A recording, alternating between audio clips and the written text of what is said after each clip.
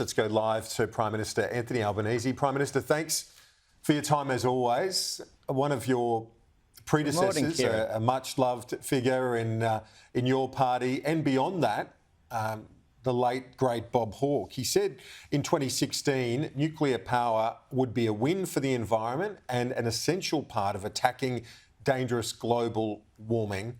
Why not at least consider it?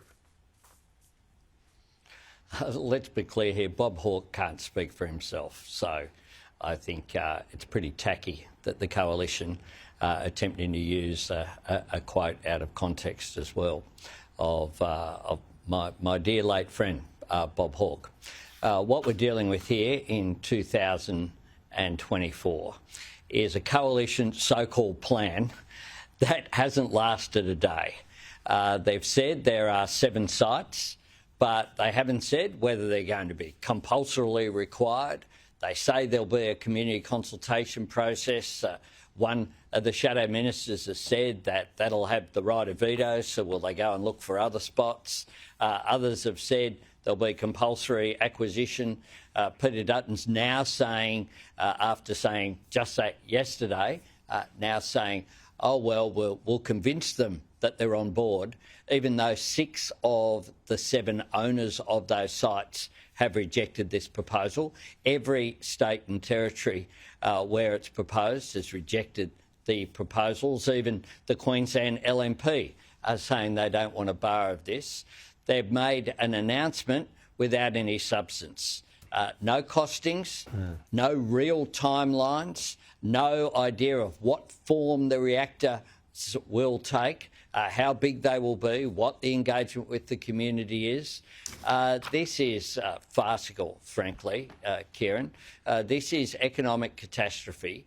When we look at the costs of nuclear, what we know is that it's the most expensive form of new energy. So my government is providing $300 off energy bills in 2 weeks.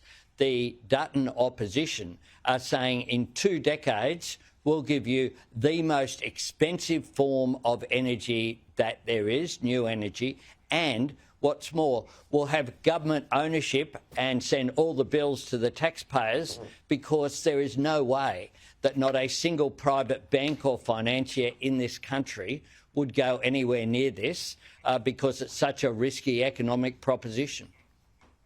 You say that it's economic catastrophe, but let's look at Europe. There are more than 100 nuclear plants. France has dozens. It provides a clear majority of that country's power supply. Why are you so adamant it can't be part of our mix?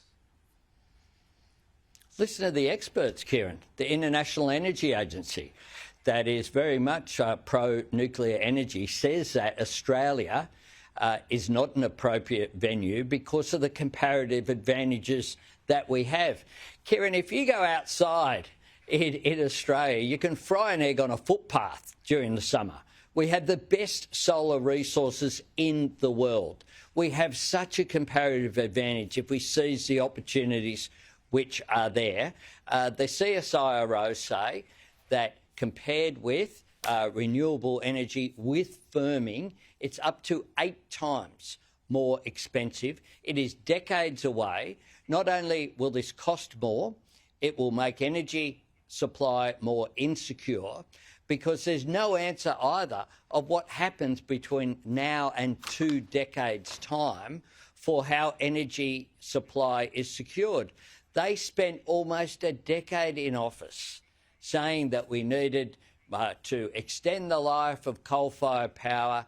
They had proponents like in Collinsville where they paid the people who wanted to build a coal-fired power plant money to do the study and to do the preparatory work, and it ended up in zero, just as they said that Liddell should stay open. Indeed, no new coal-fired power plants were built on their watch, and 14 of them announced their closure.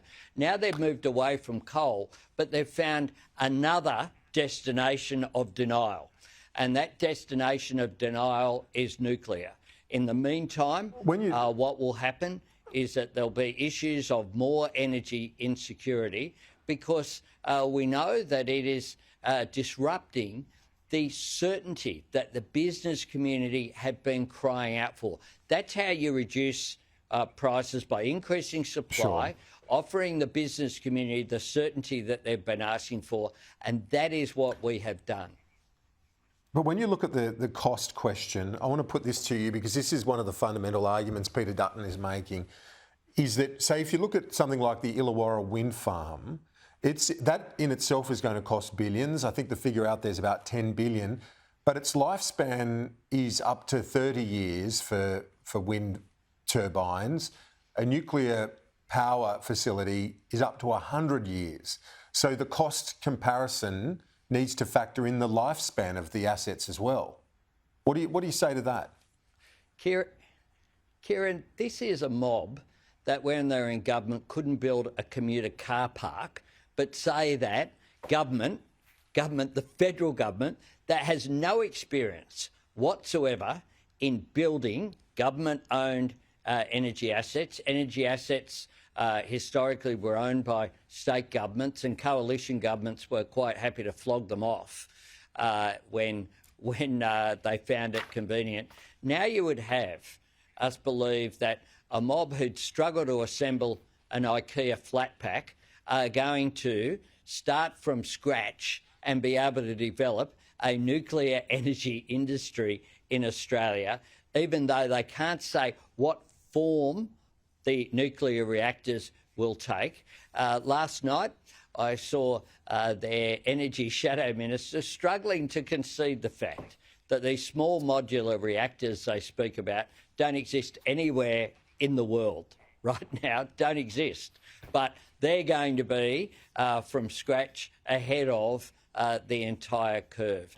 That's why the International Energy Agency have said it's not appropriate for Australia. What we know is that the cheapest form of new energy is renewables, and what we know as well is that the business community have said we want certainty.